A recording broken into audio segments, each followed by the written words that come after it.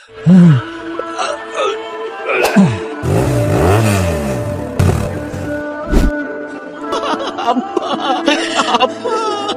মা দেখ, তোর ভাই তোর বাবার জন্য কাঁদতে কাঁদতে একদম শেষ হয়ে যাচ্ছে। তোর বাবা বেঁচে থাকতে ওসিয়ত করে গিয়েছিলেন, আমার লাশ দাফনের আগে যদি বাবার শেষ ইচ্ছাটা পূরণ করা যেত। তোমরা এই সময় কেন এসব বলতেছো? কখন বলবো? বাবাই তো বলে গেছে, তারা বাবার লাশ দাফনের আগে যদি বাবার শেষ ইচ্ছা পূরণ করা হয়, বাবার আত্মা শান্তি পাবে। বুঝতে পারছিস না কেন? সই কর।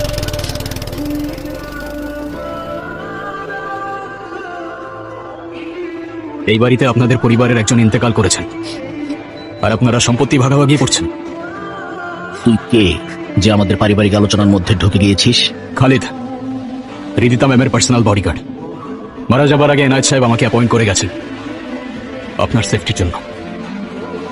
পরবর্তী 3 সপ্তাহ রিদিতা ম্যামের সামনে কে যাবে, কি খাবে, কে কথা বলবে, কিংবা কোথায় সাইন করবে, সবকিছুই হবে আমার পারমিশন। এটা কি মামার বাড়ির আবদার? বললেই মানতে হবে। হু আর ইউ? আমি কারোর থেকে পারমিশন চাইনি কিংবা কাউকে রিকোয়েস্ট করিনি। আমি আলটিমেটাম দিয়েছি, এখন কেউ পরিবারের বাইরে হোক কিংবা ভেতরে, রিদিতা ম্যামের সেফটির ব্যাপারে আমি কারোর ইন্টারাপশন অ্যালাউ করব না। লাশ সামনে রেখে দুনিয়াবি হিসাব নিকাশ শোনার জন্য চরম অসম্মানে। আপনারা সবাই দ্রুত জানাজা ও দাফনের ব্যবস্থা করুন। এইদিকে আয়। কালকে যদি মা তুমি আমাকে না থামাতে, আমি এর শেষ দেখে ছাড়তাম। বাবা একটু শান্ত হ, একটু চুপ কর।